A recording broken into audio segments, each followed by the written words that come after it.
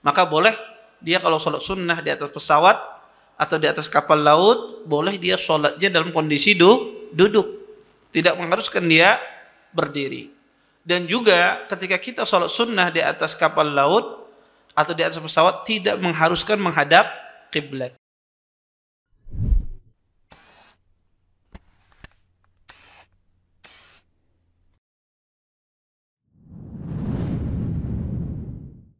Assalamualaikum warahmatullahi wabarakatuh. Innal hamdalillah nahmaduhu wa nasta'inuhu wa nastaghfiruh wa na'udzu billahi min shururi anfusina wa min sayyiati a'malina. May yahdihillahu fala mudilla lahu wa may yudlil fala hadiya lahu. Asyhadu an la ilaha illallah wahdahu la syarika lahu وأشهد أن محمدا عبده ورسوله فإن أصدق الحديث كتاب الله وخير الهدي هدي محمد صلى الله عليه وسلم وشر الأمور محدثاتها وكل محدثة في الدين بدعة وكل بدعة ضلالة وكل ضلالة في النار أما بعد. Bapak-bapak, ibu-ibu, ikhwan dan akhwat yang dimuliakan oleh Allah Subhanahu wa taala, alhamdulillah, segala puji bagi Allah Subhanahu wa taala dengan limpahan nikmat yang begitu besar, di antaranya nikmat iman, nikmat Islam, nikmat kesehatan, sehingga kita semua diberikan kemudahan oleh Allah Subhanahu wa taala untuk bisa berhadir di majelis ilmu. Mudah-mudahan apa yang kita pelajari, apa yang kita tuntut pada malam hari ini mendatangkan keberkahan dari Allah Subhanahu wa taala dan kita bisa mengambil manfaat dari apa yang akan disampaikan nantinya. Bapak Ibu, kita lanjutkan tentang kajian kita kitab Asal Sifatus Shalah, ya, karangan Syekh Muhammad Nasiruddin Al-Albani. Beliau menyebutkan bab yang baru, yaitu As-Salatu fis Safinah, salat di atas kapal laut. وسئل صلى الله عليه وسلم عن الصلاة في السفينة فقال صل فيها قائما إلا أن تخاف الغرق. Ditanya sallallahu alaihi wasallam tentang salat di atas kapal. Maka Nabi mengatakan, salatlah kalian di dalam kapal tersebut dalam kondisi berdiri, kecuali kalian takut tenggelam. Hadis ini dikeluarkan oleh Imam Darqutni, Imam Al-Hakim dan yang lainnya. Hadis ini Bapak Ibu, ikhwan dan akhwat yang dimuliakan oleh Allah Subhanahu wa taala, terdapat kelemahan di dalam sanadnya. Karena di dalam sanadnya ada seorang rawi yang mubham, tidak disebutkan namanya. Oleh karena itu ahlul ilm menyebutkan bahwasanya hadis ini adalah hadis yang lemah. Tetapi hadis ini dijadikan dalil oleh para ulama rahimahullahu taala tentang sahnya sholat seseorang di atas kapal laut. Zaman dahulu mungkin kapal laut itu tidak seperti kapal laut zaman kita sekarang. Mungkin zaman dahulu itu seperti jukung kapal lautnya, ya, atau sesuatu yang sangat sederhana sekali. Di zaman Nabi itu ada kapal laut. Di zaman Nabi itu ada kapal. Dan itu sebagaimana disebutkan dalam hadis yang sahih di dalam Sahih Muslim, kisah Tamim Ad-Dari radhiyallahu taala anhu ketika bertemu dengan Dajjal yang kapalnya nyasar di pantai, ya, di sebuah pantai. Kemudian bertemu dengan Dajjal. Tamim Ad-Dari ditanya oleh para sahabat, di mana pantai tersebut? Kata Tamim, saya lupa, sudah tidak tahu lagi. Pantainya saya tidak tahu lagi, kata Tamim Ad-Dari. Ya, sahabat ingin tahu di mana Dajjal itu berada. Kata Tamim, saya lupa di mana pantai tersebut. Maka hadis itu sahih. Itu menunjukkan bahwasanya zaman dahulu itu ada kapal. Ada kapal laut walaupun bentuknya sangat sederhana sekali. Dan hadis ini dijadikan dalil oleh para ulama asal sahnya sholat di atas kapal laut. Kenapa dijadikan dalil? Karena asalnya sholat itu di atas tanah. Asalnya sholat itu di atas tanah. Juliyal arda masjidan wa tahura. Kata Nabi SAW, sesungguhnya dijadikan bagiku, ya, tanah itu masjid dan suci. Nabi mengatakan juliyal arda. Jadi sujud itu hanya di tanah. Maka inilah menjadi iskal di sebagian para ulama, apa hukumnya orang sembahyang di atas sungai? Apakah itu mungkin terjadi zaman sekarang? Mungkin saja. Kalau orang kebanjiran misalnya, kemudian dia kebanjiran ya, kemudian dia berada di atas genangan air. Apa hukumnya salat di atas genangan air tersebut? Ya. Maka para ulama rahimallahu taala mengatakan dan ulama sepakat salat di atas kapal itu boleh. Sah salatnya. Dan para ulama mengkiaskan salat di atas kapal ini dengan salat di atas pesawat. Karena salat di atas pesawat juga muskilah. Kenapa? Karena dia di hawa, di udara, tidak di tanah. Maka kata para ulama, kalau sah salatnya di atas lautan, maka sah juga salatnya di atas hawa. Ya. Ketika dia berada di pesawat. Kemudian ahlul ilm mengatakan salat di atas kapal laut atau salat di pesawat itu tentu ketika seorang melaksanakan salat itu ada dua jenis salat yang dilaksanakan. Salat sunnah dan salat wajib. Adapun salat sunnah, Bapak Ibu ikhwan dan akhwat yang dimuliakan oleh Allah Subhanahu wa taala, tidak mengharuskan dia berdiri. Maka boleh dia kalau salat sunnah di atas pesawat atau di atas kapal laut, boleh dia salatnya dalam kondisi duduk. Tidak mengharuskan dia berdiri. Dan juga ketika kita salat sunnah di atas kapal laut atau di atas pesawat tidak mengharuskan menghadap kiblat. Boleh tidak menghadap kiblat, walaupun afdalnya di saat takbir pertama dia menghadap kiblat. Salat yang kedua adalah salat wajib. Nah, ini yang penting. Salat wajib Bapak Ibu ikhwan dan akhwat yang dimuliakan oleh Allah Subhanahu wa taala, maka harus salatnya berdiri. Tidak boleh salatnya dalam kondisi duduk. Baik itu di atas kapal laut ataukah di atas pesawat terbang. Maka kita harus salatnya berdiri. Kecuali benar-benar tidak mampu salat berdiri. Entah pesawatnya goyang, ya, pilotnya sari turbulennya ini berdiri, ya. Pesawatnya goyang tidak bisa, atau kita ingin salat berdiri tidak ada tempat. Tidak ada tempat. Pesawatnya halus misalnya. Tidak ada tempat untuk ruang untuk salat. Atau dilarang oleh pihak maskapai, pramugari misalnya apa macam melarang kita, tentunya setelah kita berusaha berdialog dengannya, ya, berdialog. Ya. Kadang pramugari itu banyak keluar dalilnya Bapak Ibu. Kadang saat itu juga dia jadi ustadzah. Saat itu juga dia ustadzah. Kadang ya saya pernah diceramahi oleh pramugari ketika saya umrah. Karena dulu saya sering itu naik pesawat Saudi itu. Sering ada musallanya. Pernah suatu hari saya naik Garuda, ya, naik sebuah maskapai gitu, tidak ada musallanya. Kemudian saya diceramai oleh pramugari, Pak, Allah itu tahu aja. Ya, Allah tuh maha tahu, ya. Dan Allah itu tidak menginginkan susah, betul dalilnya, ya.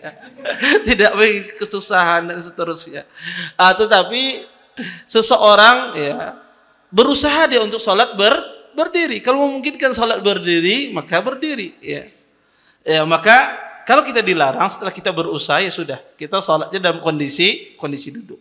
Tetapi makanya kalau Anda di pesawat itu memungkinkan sampai di tempat tujuan itu masih ada waktu sholat, maka sholat di tempat tujuan itu lebih baik ketimbang Anda sholat di atas pesawat. Kalau di tempat tujuan itu masih ada waktu sholat di tempat tujuan. Kenapa? Karena itu memungkinkan Anda sholatnya berdiri dan memungkinkan Anda sholatnya menghadap ke arah kiblat. Tapi kalau tidak memungkinkan, dan biasanya safar di pesawat itu biasanya yang terjepit itu adalah waktu subuhnya. Kalau safarnya malam itu biasanya terjepitnya di waktu subuh, apalagi umrah dan semisalnya. Maka ini kalau tidak memungkinkan kita sholatnya berdiri, boleh kita duduk. Tapi asalnya harus sholatnya berdiri. Kemudian yang kedua, di kapal dan di pesawat itu selain berdiri, asalnya adalah kita sholatnya apa? Dalam kondisi menghadap kiblat. Maka asalnya awal bertakbir kita menghadap kiblat. Kalau pesawatnya agak miring dikit, berusaha kita ikut miring. Kalau seandainya kiblatnya agak miring. Tapi kalau kiblatnya berputar-putar, ya sudah. Ya, seseorang ya sudah. Dia sholat sebagaimana kondisinya. Para ulama rahimahullahu taala mengatakan kalau sholat di atas pesawat tersebut maka ada tingkatannya, kata mereka. Kalau memungkinkan Anda berdiri tapi tidak memungkinkan untuk sujud. Ada orang mungkin bisa berdiri dia di tempat kursinya misalnya. Dia bisa berdiri tapi tidak memungkinkan dia untuk ruku dan sujud. Apakah dia memilih duduk ataukah dia memilih berdiri? Maka kata para ulama, kalau dia memungkinkan berdiri tapi tidak bisa ruku dan tidak bisa sujud, cuma rukuknya menundukkan sedikit, sujudnya menundukkan sedikit, maka dia disuruh berdiri. Walaupun dia tidak bisa ruku dan tidak bisa sujud. Kalau tidak memungkinkan sama sekali, maka sholatnya dalam kondisi duduk, semacam itu. Kemudian, Bapak Ibu ikhwan dan akhwat yang dimuliakan oleh Allah Subhanahu wa taala, kita lanjutkan hadis berikutnya. Kata Syekh, al-i'timad ala amudin wa nahwahu fi shalah. Kata beliau, bertumpu ya, bersandar pada tiang dan yang lainnya di waktu salat. Walamma asanna sallallahu alaihi wasallam wa kabur ittakhadha amudan fi musallah ya'tamidu alaihi. Ketika Rasulullah sallallahu alaihi wasallam ya, beliau tua, Nabi sallallahu alaihi wasallam beliau bertakbir, kemudian menjadikan tiang ya, mengambil tongkat ya, di tempat salat beliau, ya'tamidu alaihi. Rasulullah bersandar di atas tongkat tersebut. Hadis ini Bapak Ibu, hadis yang dikeluarkan oleh Imam Abi Dawud, Imam Al-Hakim dan yang lainnya. Hadis ini Bapak Ibu, ikhwan dan akhwat yang dimuliakan oleh Allah Subhanahu wa taala, disebutkan ada sebuah cerita. Disebutkan oleh Hilal bin Yasab, qadimtu Riqqah, saya sampai di Riqqah kata beliau. Faqala li ba'du ashabi, berkata sebagian temanku, hal laka fi rajulin min ashabin nabi, adakah di antara kalian dari sahabat Nabi sallallahu alaihi wasallam? Qultu ghanimah, ya. Kemudian saya mengatakan ghanimah, fadafa'na ila Wabisah, ya. Harta rampasan perang maka saya kasihkan kepada Wabisah. Qultu li sahibi, maka saya berkata kepada sahabatku, nabda fananzur ila dallik fa idza alai qalan suwah lati'ah ذات أذنين وبرنس خز أكبر وإذا هو معتمد على أصف صلاته. فقلنا بعد أن سلمنا فقال حدثتني أم قيس بنت محصن أن رسول الله صلى الله عليه وسلم لما أسن وحمل اللحم اتخذ عمودا في مصلاه يعتمد عليه. Kata Qais binti Mihsan, sesungguhnya Rasulullah SAW ketika beliau sudah tua dan berat badan beliau, Nabi pun mengambil tongkat kayu di tempat salat beliau, ya'tamidu alaih, untuk bersandar pada kayu tersebut, pada tongkat tersebut. Bapak Ibu ikhwan dan akhwat yang dimuliakan oleh Allah Subhanahu wa taala, hadis yang kita bacakan ini, Bapak Ibu, terjadi khilaf di kalangan para ulama tentang derajat hadis ini. Ahlul ilm, sebagian ulama rahimahullahu taala, mereka melemahkan hadis ini. Sebagian ulama melemahkan hadis ini. Kenapa melemah kata mereka? Karena di dalam hadis ini ada seorang rawi yang bernama Husain ibn Abdurrahman.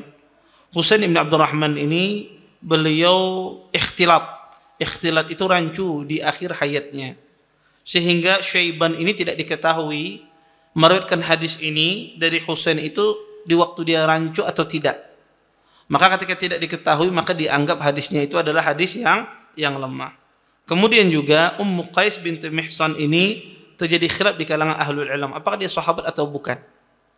Sebagian ahlul ilm mengatakan dia bukan sahabat di terjemahannya, sehingga sebagian ulama rahimahullahu taala menganggap hadis ini hadis yang lemah. Sebagian ahlul ilm seperti Syekh Albani rahimahullahu taala dan yang lainnya dan Hafidz Ibnu Hajar, mereka mensahihkan hadis ini dengan alasan bahwasanya Ummu Qais ini adalah seorang yang diketahui di kalangan sahabiyah. Kemudian kata beliau, ikhtilatnya Husain bin Abdurrahman itu tidak memudaratkan, tidak melemahkan hadis ini, sehingga sebagian ahlul ilm mensahihkan hadis ini. Wallahu a'lam, di antara dua pendapat ini saya condong pada pendapat hadis ini adalah hadis yang tidak kuat. Ya, kenapa? Karena ada cacat di dalam sanadnya, Husain bin Abdurrahman. Bapak Ibu ikhwan dan akhwat yang dimuliakan oleh Allah Subhanahu wa taala, para ulama rahimahullahu taala menjelaskan tentang masalah hadis ini. Hadis ini menjelaskan ketika Nabi SAW beliau tua, maka Nabi SAW tentu orang tua memiliki keterbatasan dalam berdiri, ya, dan juga kadang orang tua itu biasanya berlamak orangnya. Ya, Nabi SAW ya daging beliau bertambah, ya. Ya, dikatakan bahwasanya agak gemuk badan beliau. Dan itu biasanya orang tua juga demikian, ya, karena sudah banyak di rumah, kadang banyak beraktivitas, ya. Kemudian dia jarang olahraga dan seterusnya, maka otomatis ya dia makan maka akan bertambah gemuk, ya, bertambah gemuk badannya, sehingga sudah tua kemudian berat badannya untuk berdiri. Dan itu yang terjadi pada Nabi SAW, disebutkan dalam hadis ini. Sehingga Nabi SAW beliau mengambil tongkat, ya, untuk beliau bersandar di waktu sholat beliau. Para ulama rahimahullah ta'ala mengatakan asalnya sholat itu harus berdiri. Mengambil tongkat di waktu sholat itu tidak boleh sebetulnya bagi orang yang mampu berdiri. Oleh karena itu, ya, Imam Asy-Syaukani di sini dinukil oleh Syekh Albani rahimahullahu taala di catatan kaki beliau, kata Imam Asy-Syaukani rahimahullahu taala, al-hadis yadullu ala jawaz al-i'timad fi shalah ala al-amudi wal asa wa nahwihima, lakin muqayyadun bil udhur al-madhkur wa huwa al-kibr wa qasratul laham wa yulhaqu bihima ad-dha'fu wal mardu wa nahwihima. Kata Imam Asy-Syaukani rahimahullahu taala bahwasanya hadis ini membolehkan seseorang itu bersandar ketika dia sholat pada tiang, pada tongkat dan selainnya, dan semuanya ini harus ada uzurnya, ada uzur yang disebutkan di dalam hadis tersebut, ya. Seperti orangnya sudah tua, atau berat badannya, atau lemah badannya, atau dia sakit dan semisalnya. Maka kata para ulama rahimahullahu taala, ini menunjukkan sholat itu asalnya berdiri, tidak boleh bersandar. Maka bersandar di sini bisa bersandar dengan tongkat dia bawa, ini tidak boleh bagi orang yang mampu, atau dia bersandar pada tiang. Dia bersandar pada tiang. Kadang ada orang sembahyang mencari di ujung dinding, bersandar dia. Maka juga ini tidak boleh. Kalau seandainya sandarannya itu sandaran full, kalau dihilangkan tembok itu dia roboh, dia akan jatuh. Maka itu tidak boleh. Itu tidak sah sholatnya. Tidak sah sholatnya. Atau kata para ulama rahimahullahu ta'ala, dia bersandar memegang sesuatu yang ada di depannya. Kalau seandainya dia memegang ada dinding, misalnya dia pegang dinding tersebut, ya, padahal dia mampu untuk berdiri, maka kata para ulama ini juga tidak boleh. Terus bagaimana Ustaz kalau seandainya orang itu bersandar pada salah satu kakinya? Kadang orang itu kalau pengen lihat di sholat malam, sebagian orang itu kadang bersandar bertumpu pada salah satu kakinya. Kadang kalau imamnya panjang bacaannya, biasanya sebagian ikhwah itu mengubah posisi kaki, bentuknya kuda-kuda sebagian. Kenapa? Karena dia untuk bersandar pada kakinya sebelah kanan kadang-kadang. Berat badannya di sebelah kanan. Maka ini boleh apa tidak di dalam sholat? Kalau di dalam sholat bersandar pada salah satu kaki, maka ini tidak mengapa. Walaupun ini dimakruhkan, tapi tidak membatalkan sholat. Berbeda dengan bersandar pada dinding, atau bersandar pada kayu, bersandar pada kursi, maka itu tidak boleh. Kemudian yang kedua, Bapak Ibu ikhwan dan akhwat yang dimuliakan oleh Allah Subhanahu wa taala, diperbolehkan bersandar ini, tidak berdiri di dalam sholat ini kalau ada betul-betul ada uzur. Uzurnya adalah betul-betul dia tidak bisa. Oleh karenanya kata para ulama rahimahullahu taala, kalau orang itu sholat setengahnya bisa berdiri, setengahnya bisanya duduk. Contoh, di sholat maghrib ini 3 rakaat, saya bisa berdiri sanggupnya 2 rakaat. 1 rakaat terakhir saya tidak sanggup untuk sholat berdiri. Apa yang harus dilakukan? Apakah dia memulai duduk langsung? Tidak. Kita suruh dia berdiri dulu. Nanti di rakaat ketiga Anda kada sanggup, Anda duduk. Jadi duduk itu betul-betul pada kondisi tidak sanggup. Ustadz, dia dalam sholat itu bisanya 10 menit aja berdiri. Pokoknya Sidin kalau sudah lebih dari 10 menit, hanyut Sidin. Iya. Maka kita katakan berdiri Anda sholatnya 10 menit. Maka setelah itu Anda tidak bisa, maka sholatnya duduk. Maka kata para ulama, siapa saja yang bisa memulai sholat berdiri, dia mulainya berdiri. Diberikan keringanan ini bagi orang yang tidak bisa memulainya berdiri. Ini pertama. Yang kedua kata para ulama, mana yang lebih afdal? Dia ini bisa berdiri dalam sholat ini cuma separuh saja. Separuhnya pasti dia duduk. Apakah dia memulai sholat itu duduk dulu separuh, baru nanti separuhnya berdiri, atau dia mulainya berdiri dulu, baru duduknya separuh setelahnya? Terjadi khilaf di kalangan ahlul ilm. Kata para ulama rahimallahu ta'ala, maka afdalnya dia memulai dengan berdiri terlebih dahulu. Karena itu dia memulai dengan rukun terlebih dahulu. Maka kalau dia tidak bisa, maka dia sholatnya dalam kondisi duduk setelahnya. Kemudian juga kata para ulama rahimallahu ta'ala, mana yang lebih utama? Sholat dalam kondisi duduk, ataukah dia sholat dengan menggunakan tongkatnya kemudian berdiri? Mana yang dia pilih? Dia sholat menggunakan tongkat tapi berdiri, dia bersandar. Kemudian dia sholat dalam kondisi duduk. Mana yang didahulukan? Kata para ulama rahimallahu ta'ala, didahulukan sholat berdiri pakai tongkat. Atau sholat berdiri dia bersandar pada dinding misalnya, itu lebih didahulukan ketimbang dia sholat dengan kondisi duduk. Maka kata ahlul ilm tingkatannya, kalau dia tidak bisa berdiri sempurna, maka dia menggunakan alat bantu. Kalau dia tidak bisa menggunakan alat bantu, maka dia berdiri semampu dia kapan dia bisa berdiri. Kalau dia tidak bisa berdiri semampu dia, barulah dia sholat itu duduk. Kadang sebagian orang Bapak Ibu mutasahil. Kadang sebagian orang itu tasahul dalam masalah ini. Bermudah-mudahan masalah ini. Ada sebagian orang ya sakit pinggang ya langsung duduk sembahyangnya. Ya, rasa nyaman pinggang, nah duduk langsung. Itu tidak boleh kalau dia masih bisa berdiri. Kadang dia itu nggak bisa cuma di waktu rukuk saja, nggak bisa rukuk saja atau nggak bisa sujud saja, tapi berdiri ini dia bisa. Maka kita katakan Anda berdiri. Ketika rukuk Anda nggak bisa, silahkan Anda duduk. Ketika sujud Anda tidak bisa, silahkan Anda duduk. Tapi ketika sholat Anda bisa berdiri, maka Anda sholatnya dalam kondisi berdiri.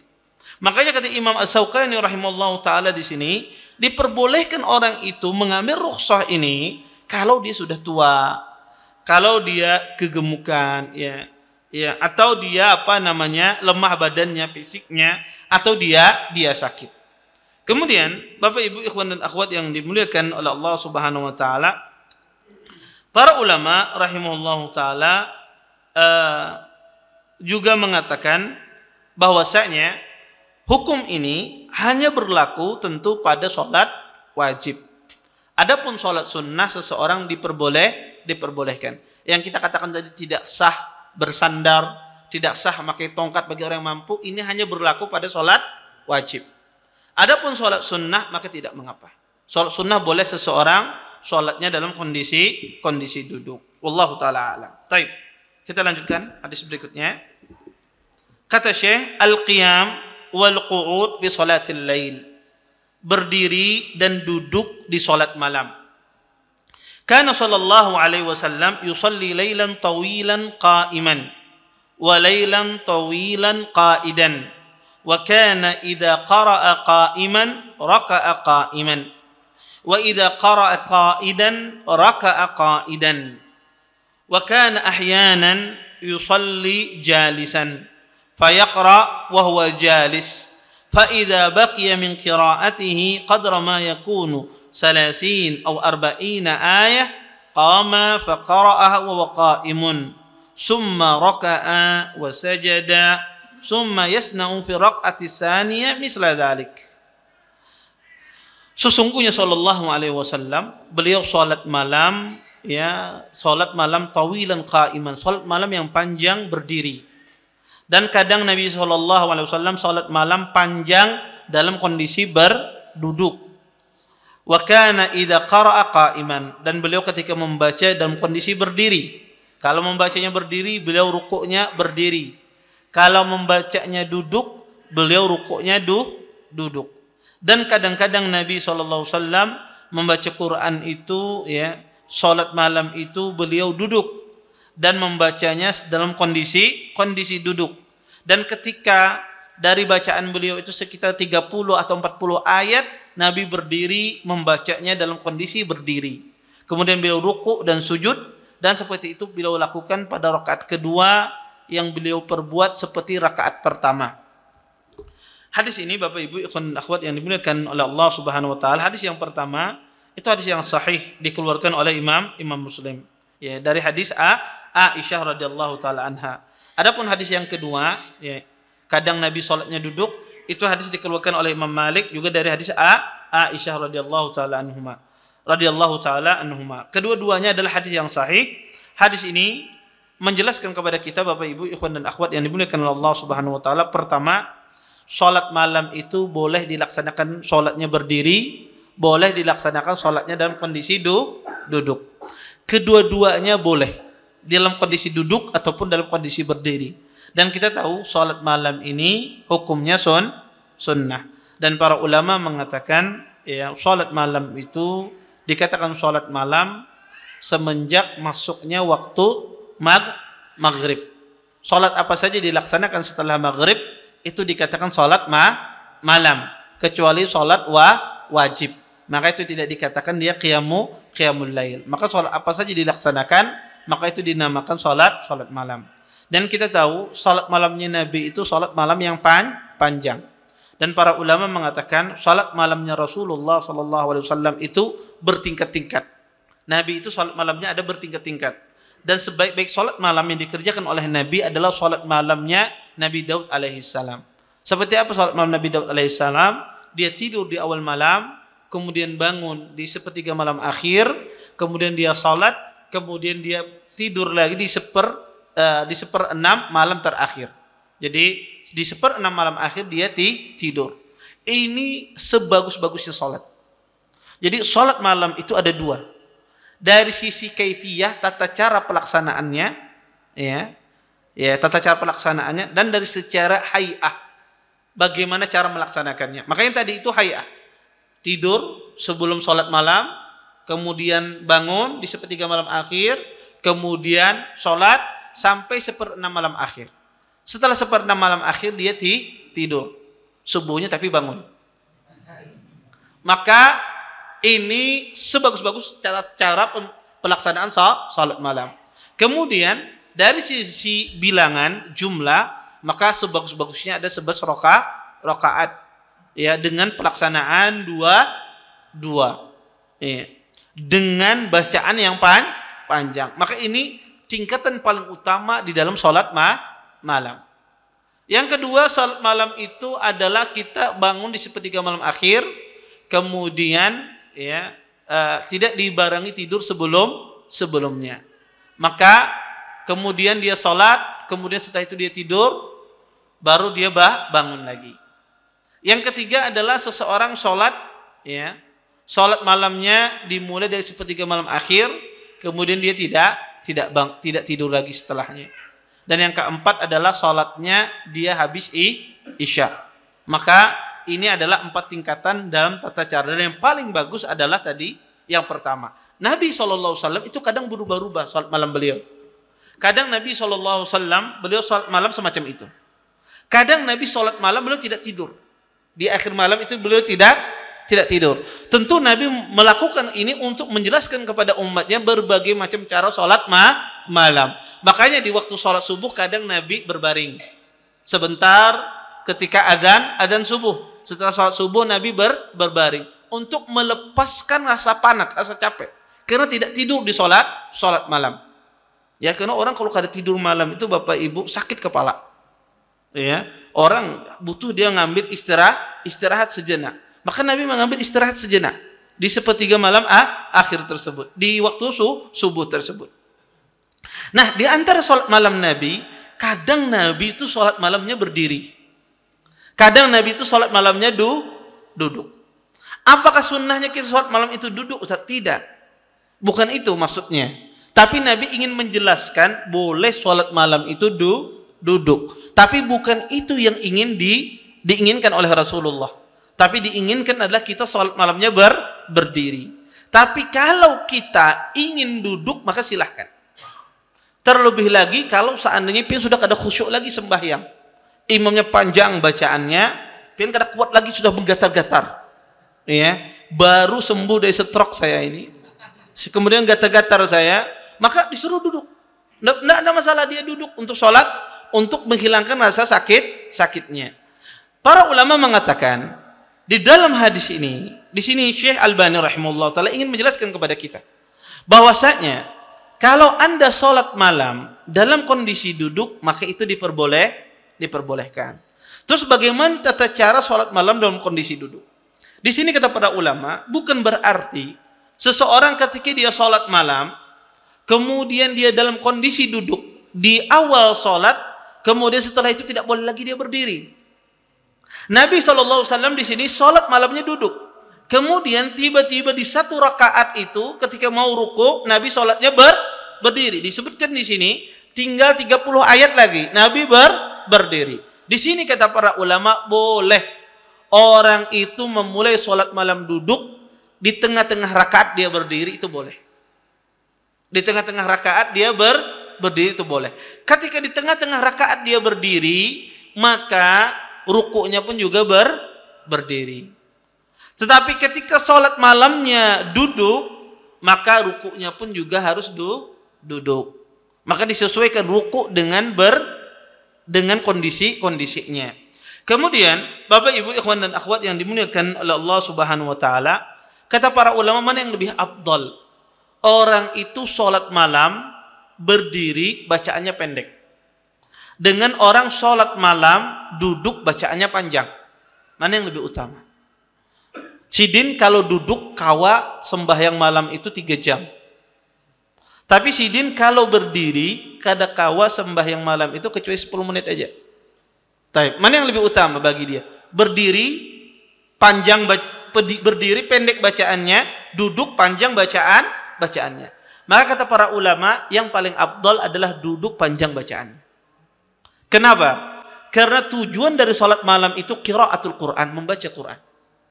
Tujuan dari sholat malam itu, inti dari sholat malam itu adalah qiraah, bacaan panjang. Maka kalau dia bisa membaca panjang itu dengan misalnya berdiri, itu yang lebih baik. Tapi kalau tidak bisa dengan cara duduk, maka silahkan dia sholat sambil duduk. Dan tidak boleh diingkari hal semacam ini. Kalau ada lihat ikhwah saudara kita sholat malam sambil duduk, ini pengoler nih orang nih. Ini kenapa nih sembahyang duduk? Maka itu haknya dia boleh sholat sambil duduk. Ya, karena Nabi SAW juga pernah melakukannya. Kemudian kata Syekh di sini, kata Syekh Albani, wa inna ma shalla subha qa'idan fi akhir hayatihi lima asan wa dzalika qabla wafatihi bi'am wa kana yajlisu mutarabbi'an. Kata Syekh, sesungguhnya Nabi itu sholat sunnah dalam kondisi duduk, kata beliau, di akhir hayat beliau, sebelum ketika beliau tua, dan sebelum wafat beliau satu tahun. Sebelum wafat beliau satu tahun. Dan Nabi SAW duduknya ketika sholat sambil duduk bersila. Sholat beliau dalam kondisi bersila. Walaupun hadis mutarabbi'an ini juga khilaf di kalangan para ulama. Imam Abi Daud mensahihkan hadis ini. Imam An-Nasa'i rahimahullah ta'ala mengatakan duduk dengan bersila hadisnya lemah, kata Imam An-Nasa'i rahimahullah ta'ala. Dan Hafidz Ibnu Hajar menguatkan pendapatnya Imam Abi Daud, hadis ini sahih. Dan Syekh Albani pun juga menguatkan pendapat bahwasanya hadis ini adalah hadis yang sahih. Oleh karenanya wallahu a'lam, hadis ini insyaallah hadis yang sahih, duduk sambil bersila. Tetapi bukan berarti cara bersila ini yang paling utama, tidak. Cara apa saja boleh. Iftirash, duduknya itu boleh. Ya, mana yang mudah bagi orang yang melaksanakan sholat sambil duduk. Wallahu taala alam. Baik. Saya kira cukup ya untuk pertemuan kali ini. Mungkin nanti pertemuan depan nanti insyaallah kita akan membahas sholat dengan pakai sendal, ya. Kemudian juga nanti kita bahas juga masalah sutrah. Baik. Mungkin sisa waktu yang ada kita gunakan tanya jawab. Kalau ada yang bertanya silahkan. Boleh berkaitan dengan judul, boleh di luar silahkan. Ya. Ya, silahkan.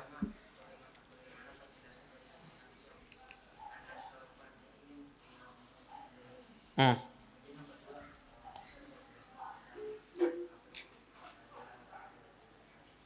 Oh, taib. Syaraful mu'min qiyamu bil lail. Ya, kemuliaan seorang mukmin adalah dia salat malam. Maka orang mukmin itu, ya, tanda orang itu mulia, tanda orang itu baik adalah salat malam. Makanya orang itu kalau salat malam itu insya Allah dia tidak bermaksiat paginya, ya, siangnya, ya. Dan orang yang melaksanakan salat malam itu tanda orang baik, Bapak Ibu. Ya, orang kalau salat berjamaah itu tanda baik. Dan lebih baik lagi kalau dia melaksanakan sholat malam. Makanya pian kalau mencari menantu takuni sholat malam lah kamu sholat nah. Itu tanda luar biasa itu. Ya, menantu yang luar biasa. Ya, kenapa? Itu tanda orang baik. Ya, orang melaksanakan sholat malam itu tanda orang soleh. Tanda orang bertakwa kepada Allah Subhanahu Wa Taala. Kenapa? Karena sholat malam itu jauh dari riya. Jauh dari riya. Tidak ada yang melihatnya. Kecuali dia dengan Allah Subhanahu Wa Taala. Beda dengan sholat berjamaah. Kadang orang itu apa? Ada riaknya kadang-kadang. Ya. Maka kalau sholat malam tidak ada. Yang kedua kata para ulama rahimahullahu taala, sholat malam ya sholat yang susah. Kenapa? Karena di waktu nyenyak-nyenyaknya tidur, maka pahalanya ganal. Iya, dilaksanakan di waktu yang susah. Nih. Maka orang yang melaksanakan sholat malam tanda orang itu orang yang bertakwa, tanda orang soleh. Dan ciri-ciri orang yang bertakwa demikian.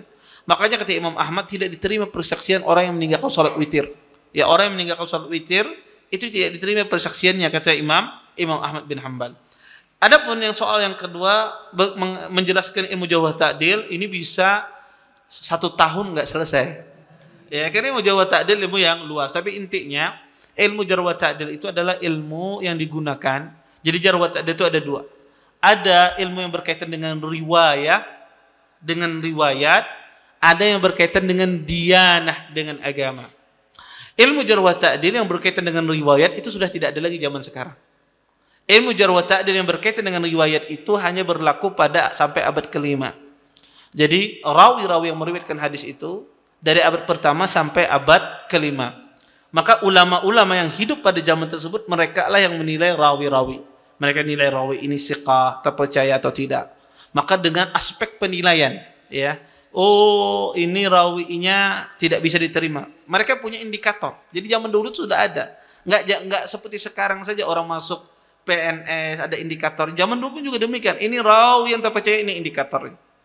Hafalannya kuat. Bagaimana mengetahui hafalannya kuat? Dites, ya. Kadang dites. Kadang ulama itu kalau dites, yang mengetes, kadang-kadang mereka berkorban dirinya demi mengetahui keadaan rawi. Maka sering saya ceritakan, ya, Abu Nuaim, Fadl Ibn Dukain dites oleh Ibn Ma'in. Fadl Ibn Dukain ini, Abu Nuaim ini gurunya Imam Bukhari. Dites oleh Ibn Ma'in. Ibn Ma'in tidak percaya. Ini gimana orangnya ini? Siqah apa tidak? Dites oleh Ibn Ma'in. Murid-murid Ibn Ma'in mengatakan, "Aduh, usah dites dah orang ini. Ini orangnya bagus dah hafalannya." Dan kata mereka, penyarikan Abu Nuaim ini. Jangan dites. Kata Ibn Ma'in, saya akan tes dia. Dites oleh Ibn Ma'in, ditanya macam-macam. Iya. Akhirnya Abu Nuaim tahu bahwasanya Ibn Ma'in ini mengetes dia saja. Akhirnya pun setelah membuat takun lagi ditendang sidin sampai keluar dari pintu. Jangan muridnya kan sudah dipadahi, jangan dites lagi orang ini. Kata Ibnu Ma'in, tendangan dia itu lebih saya sukai ketimbang saya tidak tahu keadaannya. Kadang ada ulama itu suka mengetes, kayak Ibnu Ma'in itu suka mengetes orang sehingga dia banyak mengetahui keadaan rawi. Ada sebagian ulama bicaranya irit tentang rawi, diam sedikit karena mereka wara. Anda demikian, ya. Imam Syafi'i rahimahullah ta'ala bicaranya irit tentang rawi, sedikit bicaranya. Imam Malik pun juga demikian. Ada sebagian ulama hobi dia mengetahui rawi tersebut. Dengan cara dites hafalannya, dengan cara dilihat riwayatnya banyak bertentangan apa tidak, sehingga diketahui kelemahannya. Maka macam-macam indikator penilaian seorang rawi. Kadang ya ada indikator yang tidak diterima oleh para ulama. Ya, ada indikator yang salah mereka tidak diterima oleh para ulama.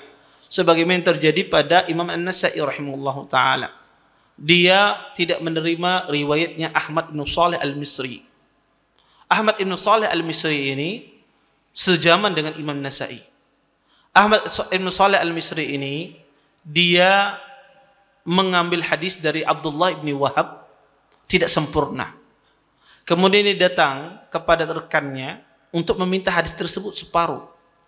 Tidak dikasih oleh rekannya. Tidak dikasih. Akhirnya dongkol Imam Ahmad bin Shalih Al-Misri. Maka kalau ada orang berguru sama temannya tersebut, kemudian datang lagi kepadanya, tidak dia kasih hadis. Ya, artinya pilih saya apa teman saya itu. Karena akhirnya Imam Nasai datang ke Mesir, mengambil hadis. Kemudian ya Imam Nasai rahimahullah taala mengambil hadis. Kemudian Imam Nasai ini datang dulu ke tempat ya temannya Ahmad bin Shalih Al-Misri. Kemudian datang ke Ahmad bin Shalih Al-Misri, tidak diterima oleh Ahmad bin Shalih Al-Misri. Tidak. Kata Ibnu Shalih Al-Misri, saya tidak memberikan hadis kepada kalian. Kata Imam Nasai, kita ini datang dari Khurasan, jauh, tempat yang jauh. Masa engkau tidak ngasih kami hadis? Lobi berhari-hari Imam Nasai agar dikasih apa? Hadis. Tidak, kata Imam Ahmad bin Shalih Al-Misri. Akhirnya Imam Nasai marah. Kata Imam Nasai berazam beliau, saya akan kumpulkan hadis Ahmad bin Shalih Al-Misri, akan saya cari kesalahannya. Akhirnya Imam Nasai mengumpulkan semua hadisnya. Kemudian Imam Nasai, hadis Ahmad bin Shalih Al-Misri hadis yang tidak bagus, kata beliau. Hadis yang tidak diterima, salahnya ini, salahnya ini. Tapi ulama tidak mengambil pendapatnya. Kenapa? Karena dia melakukan itu karena munafasah. Akibat apa? Ada perselisihan. Tidak diambil oleh para ulama. Nah, indikator ini tidak diterima oleh ahlul ilm. Tidak diterima oleh ahlul ilm. Dan itu sering terjadi. Ya. Di kalangan para ulama kadang juga terjadi. Di dalam masalah tersebut. Hal juga yang serupa terjadi pada Imam Bukhari dengan Yahya Az-Zuhli. Jadi Imam Yahya Az-Zuhli menuduh Imam Bukhari mengatakan Al-Quran itu makhluk. Imam Bukhari tidak mengatakan demikian. Akhirnya Imam Muslim marah. Imam Muslim dia pulangkan semua riwayat yang dia terima dari Muhammad bin Yahya Az-Zuhli. Kata Imam Muslim, dia utus keledainya semua riwayat lengkap. Yahya Az-Zuhli ini gurunya Imam Muslim. Kata Imam Muslim, saya tidak mau lagi mengambil karena engkau menjarah Imam Bukhari. Sampai Imam Bukhari dikeluarkan dari Nisabur akibat difitnah. Ya. Dan banyak terjadi. Maka ulama tidak mengambil pendapat Yahya bin Zuhli ketika berbicara tentang Imam Bukhari. Ya. Kadang ada indikatornya yang salah. Ya. Pernah juga ya, Ibnu Ma'in, ya, Ali bin Al-Madini berbicara tentang Imam Syafi'i. Kata Ali bin Al-Madini, Imam Syafi'i orang yang majhul, tidak diketahui. Sebagian ulama mengatakan, Ali bin Al-Madini mengatakan Imam Syafi'i orang yang jelek hafalannya. Kata Imam Ahmad, sudah diam engkau, jangan bicara tentang Syafi'i. Ya. Maka kadang ada pendapat mereka ditolak oleh para ulama. Ya. Sehingga ada indikator itu, ada indikator yang disepakati oleh para ulama. Kapan diambil riwayatnya, kapan ditolak. Ada indikator yang diperselisihkan. Ada indikator yang disepakati tidak bisa ini dijadikan indikator diterima rawi ini atau tidak. Dan itu ilmu yang sangat luas yang berkaitan dengan riwayat. Dan itu hanya berlaku pada sampai abad kelima. Ya, setelah abad kelima tidak ada lagi ilmu jarh wa ta'dil yang berkaitan dengan riwayat. Ini yang berkaitan dengan riwayat. Ada ilmu jarh wa ta'dil berkaitan dengan diyanah. Ini sampai akhir zaman. Ya, berkaitan dengan diyanah. Yaitu menjelaskan kepada umat bahwasanya orang ini salah, orang ini betul. Berbicara agama. Ini jarh wa ta'dil juga. Saya lihat ada misalnya ahli bidah. Ada duat misalnya yang menyampaikan kesesatan. Kemudian saya peringatkan umat. Oh, ini salah. Beliau ini menyebarkan kesesatan. Kesalahannya ini. Saya tahdzir. Maka ini disebut juga ilmu jarh wa ta'dil. Menjarah orang, ya. Atau saya mentazkiyah seseorang. Oh, Masya Allah, si fulan baik orangnya, ambil ilmu dari si fulan. Ini ta'dil. Saya ya merekomendasikan seseorang. Dan ini hanya berkaitan pada masalah diyanah, pada berkaitan dengan masalah agama. Ya. Banyak orang terbalik-balik. Yang berkaitan dengan agama, dia pakai indikator ilmu riwayat. Ya, sehingga salah. Ya. Ustadz ini kada bisa diambil ilmunya, kenapa? Jelek hafalannya. Nah, ini kada bisa. Ya, ini indikator yang orang berkaitan dengan ilmu riwayat. Tidak ada kaitannya dengan diyanah. Ya. Maka ilmu jarh wa ta'dil itu ada yang berkaitan dengan riwayat, ada yang berkaitan dengan agama. Dan itu sampai hari kiamat. Taib. Itu singkatnya demikian. Ustadz izin bertanya di luar tema. Bagaimana hukumnya menyuruh orang bekerja di tempat kita, padahal orang tersebut masih bekerja di tempat lain dengan pekerjaan yang sama? Ini tergantung akadnya orang tersebut. Kalau akadnya dia diperbolehkan dia bekerja di tempat lain, ini tidak ada masalah. Selama tidak mengambil jam kerjanya. Tapi kalau seandainya tidak diperbolehkan, maka kita tidak boleh. Apalagi kita menawari, itu tidak etis namanya. Ya, artinya orang kalau sudah bekerja di tempat lain, kemudian kita tawari, ikan bukanlah pegawai wadah aku. Ikan misalnya digaji berapa? 2 juta, wadah aku 5 juta. Itu tidak etis, tidak boleh kita demikian. Karena itu merusak punya orang. Lain dia datang kepada Anda. Dia datang kepada Anda. Dia bekerja di tempat lain, betul. Tapi dia datang kepada Anda melamar pekerjaan, bukan Anda yang menawari, tidak ada masalah. Karena dia yang datang mencari pekerjaan. Tapi kalau Anda menawari orang tersebut, menyuruh orang tersebut keluar dari tempat kerja orang, Anda telah berbuat zalim sama perusahaan tersebut. Karena dia sudah berusaha mencari, tiba-tiba Anda mengambil begitu saja. Ini berbuat zalim terhadap perusahaan tersebut. Tapi kalau dia yang datang, pekerjanya datang kepada Anda, ke perusahaan Anda melamar, tidak ada masalah. Tidak ada masalah, itu haknya dia. Baik. Assalamualaikum Ustaz. Pertanyaan, apa hukumnya sholat di masjid yang ada kuburannya di teras masjid? Pertama, kalau bisa mencari masjid itu yang kededa kuburannya. Itu kalau bisa, ya. Kalau bisa, ya. Maka ya carilah dulu masjid yang tidak ada kuburannya. Kalau masjid itu ada kuburannya, Ustaz, sholat di sanakah? Lebih baik cari tempat ya yang lapang, yang tidak ada kuburannya. Ini pertama. Tapi kalau sudah terlanjur, ya, kadung Ustaz sudah sembahyang di sana, ya, gimana? Kalau itu berada di teras masjid, yang mana teras itu mungkin tidak dipakai untuk sholat, contoh misalnya di tempat parkiran di Masjid As-Salam ini ada parkiran sepeda motor misalnya, kalau di situ kuburannya misalnya, insya Allah tidak ada masalah sholat di sini. Tapi kalau kuburannya yang misalnya di samping ini, biasanya orang sembahyang di teras masjid, di situ ada kuburannya, maka itu bagian dari masjid. Dan di sini dikatakan dia sholat menghadap kuburan. Dan sholat menghadap kuburan, ulama rahimahullah ta'ala berselisih. Apakah batal sholatnya, ataukah haram tidak membatalkan sholat? Nah ini khilaf juga para ulama. Ya. Tapi intinya kalau dia berada di teras kuburannya, teras itu digunakan tempat untuk sholat, maka itu dihukumi dia sholat di masjid yang ada kuburannya.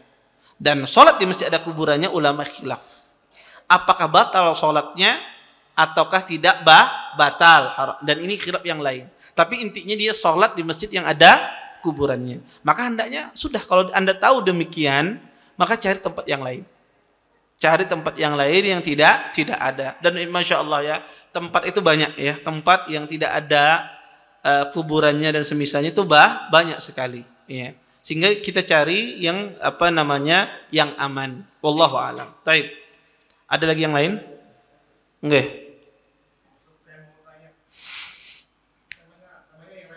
Enggak ada masalah.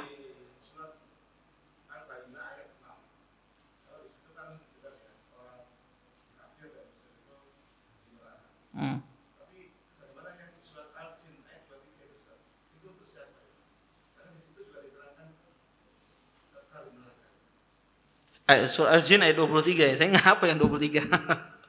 Apa ayatnya?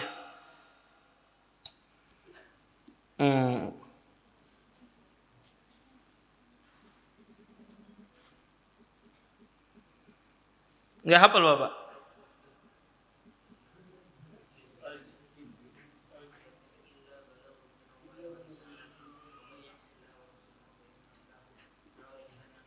Iya. Iya. Ya, jazakallahu khair atas pertanyaannya.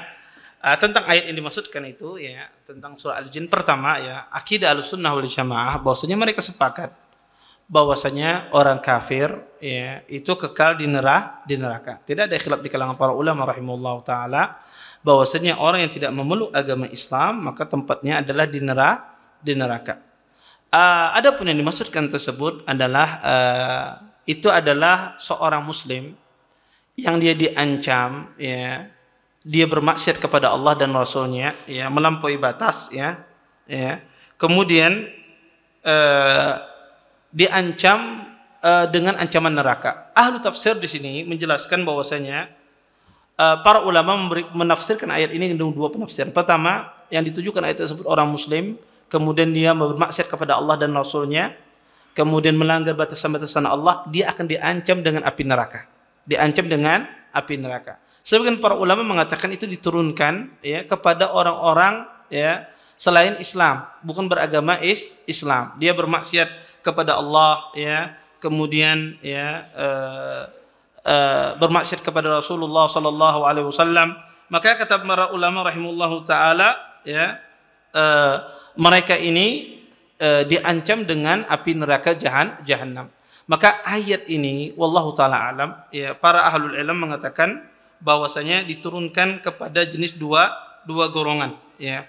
Pertama, golongan kaum muslim kemudian dia tidak menerima risalah tersebut, maka dia diancam dengan api neraka. Kata para ulama atau dimaksudkan adalah golongan orang yang tidak menerima dari awal dari risalah Nabi sallallahu alaihi wasallam, maka dia hukumannya adalah api neraka jahanam. Ya semacam itu. Tetapi intinya semua orang kafir, ulama sepakat itu di neraka jahanam. Tidak ada satupun dari orang kafir itu keluar dari surganya Allah Subhanahu wa taala kecuali ahlul fatrah. Kecuali ahlul fatrah. Ahlul fatrah ini ahlul ilm mengatakan bahwasanya banyak pendapat di kalangan para ulama, tapi intinya sebagian ahlul ilm mengatakan dia diuji. Kalau dia diuji, sebagian orang diuji dengan neraka dan diuji dengan surga. Kalau dia lulus dari ujian tersebut, maka dia dimasukkan surga. Kalau dia tidak lulus dari ujian tersebut, maka dia dimasukkan di neraka. Maka ulama khilaf tentang masalah ahli fatrah saja, tapi orang kafir tidak ada khilaf di kalangan para ulama. Semuanya masuk neraka jahanam. Dan orang muslim ketika dia diancam dengan neraka jahanam seperti orang yang membunuh, wa may yaqtul mu'minan muta'ammidan. Itu maksudnya adalah ancaman neraka. Jadi orang muslim melakukan dosa besar itu diancam dengan neraka, bukan berarti dia kekal di neraka. Tapi dia hukumannya di neraka. Tapi dia pasti akan dikeluarkan oleh Allah Subhanahu wa taala dengan keimanan yang ada pada dirinya, ya. Jadi apa saja ayat yang ditujukan kepada orang beriman diancam dengan neraka jahanam, itu bukan berarti dia kekal di dalamnya. Orang yang bunuh diri, orang yang melakukan membunuh orang lain, itu diancam dengan neraka jahanam kekal di dalamnya. Tetapi maksudnya bukan kekal di sini adalah selama-lamanya dihukum, tidak. Selama dia memiliki iman, selama dia memiliki amal saleh, maka dia akan dikeluarkan dari neraka jahanam. Allah taala alam. Ya, baik. Ada yang lain? Ya, silakan.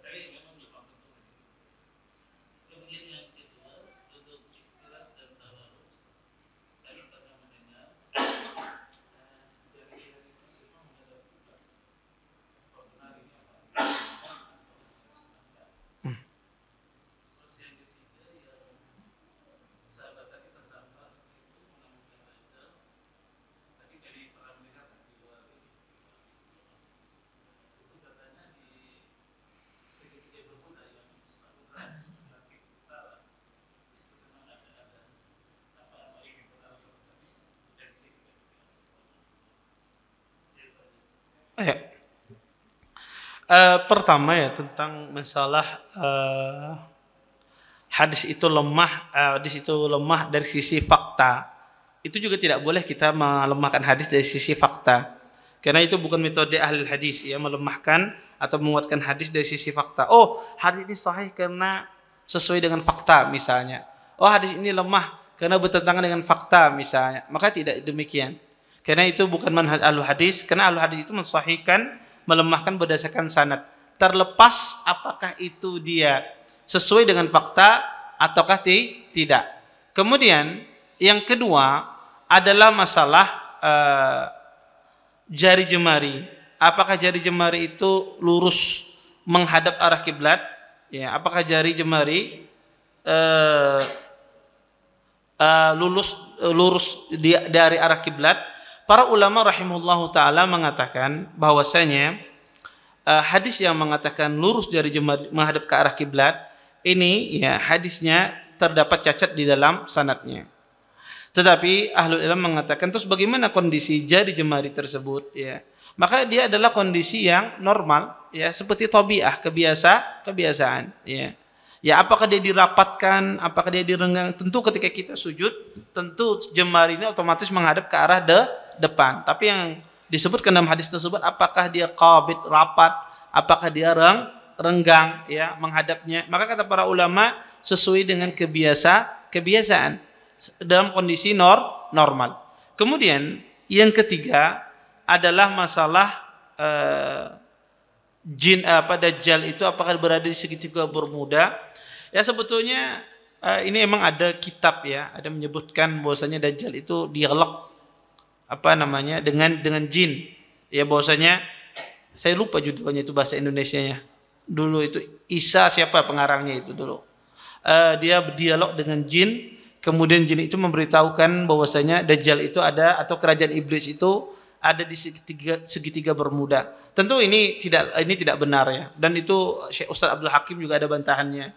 Kitab Ustaz Abdul Hakim bagus itu, bantahan tentang masalah tersebut dan tidak diketahui tempat Dajjal itu di mana. Makanya Tamim Ad-Dari ditanya di mana tempat Dajjal tersebut, beliau tidak tahu. Ya. Apakah kerajaan iblis di segitiga Bermuda? Wallahu a'lam. Juga kita tidak tahu. Ya. Yang penting seorang membekali dirinya dengan amal saleh. Taib. Ada lagi yang lain? Ya, taib. Terakhir nih ya, 1, 2 terakhir. Nih.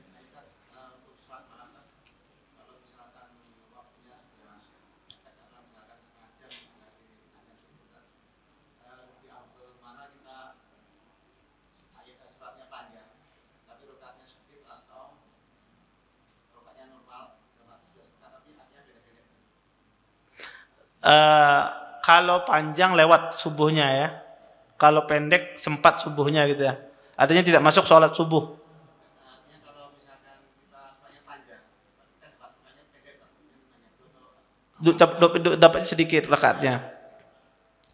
Pertama, sholat malam itu dilihat mana yang lebih utama. Kita bacaannya panjang tapi dapatnya nggak nyampe 11 misalnya.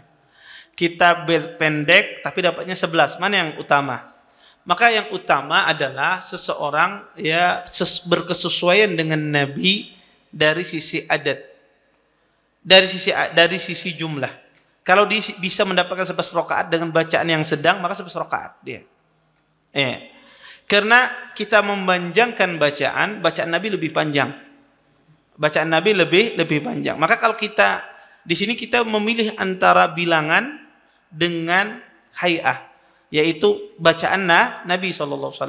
Maka kalau memungkinkan dia dapat itu 11 rakaat, maka dia agak percepat bacaannya. Tapi kalau tidak memungkinkan dapat 11, dapatnya 7, palingan 9, maka dia panjangkan saja bacaannya. Dia panjangkan saja bacaannya sampai ya semampu dia. Semacam itu. Yang penting dia akhiri sebelum masuk waktu sholat subuh. Wallahu ta'ala. Taib. Terakhir.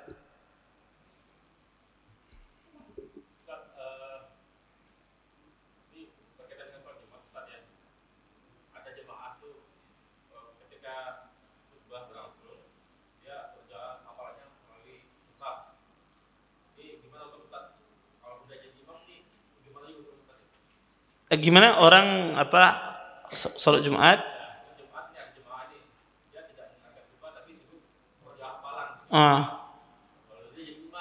Dia jadi imam. Pertama, ini ada kasus kata beliau orangnya tidak mendengarkan khutbah tapi dia sibuk murajaah hafalan. Kemudian dia jadi imam. Bagaimana sholat Jumatnya? Setelah sholat Jumatnya sah, tidak mengapa. Setelah sholat Jumatnya tidak ada masalah. Tapi khusus orang tersebut, dia hilang pahala Jumatnya. Kenapa hilang pahala Jumatnya? Karena dia membaca Al-Quran, menyibukkan diri dari hal yang lain dari mendengarkan khutbah. Ya, maka kata para ulama rahimahullahu taala, ya seseorang hendaknya dia sibukkan dengan mendengarkan khutbah Jumat. Walaupun ulama khilaf ya. Kalau orang itu menyibukkan bukan dari berbicara, karena di dalam hadis tersebut disebutkan berbicara. Kalau orang menyibukkannya dengan berzikir, apakah hilang pahala Jumat? Khilaf para ulama rahimahullah taala. Sebagian ahlul ilm mengatakan tidak hilang pahala Jumatnya, karena hilang itu kalau disibukkan dengan berbicara. Sedangkan ini disibukkan dengan membaca Al-Quran. Sebagian ulama tidak. Kata ahlul ilm bahwasanya dia hilang pahala Jumatnya. Tetapi mereka sepakat. Terlepas dari itu orang ini menyelisih sunnah. Ya, ini menyelisihi sunnah Nabi SAW. Adapun masalah kesahan sholat, ya sah saja sholatnya. Tidak mengapa. Jangankan itu orang berbicara saja di waktu Jumatan, kemudian dia jadi imam, apakah sah sholatnya? Sah sholatnya. Yang dihilangkan itu adalah dinafikan itu pahala Jumatnya, bukan sah atau tidaknya sholatnya. Wallahu ta'ala a'lam. Baik, saya kira cukup untuk pertemuan kali ini. Saya tutup dan lakukan majelis. Subhanakallahumma bihamdika asyhadu an la ilaha illa anta astaghfiruka wa atubu ilaik. Assalamualaikum warahmatullahi wabarakatuh. Terima kasih. Jazakumullah khairan wa barakallahu fikum. Video ini dibuat atas partisipasi dari donasi Anda. Semoga menjadi amal jariah bagi Anda semuanya.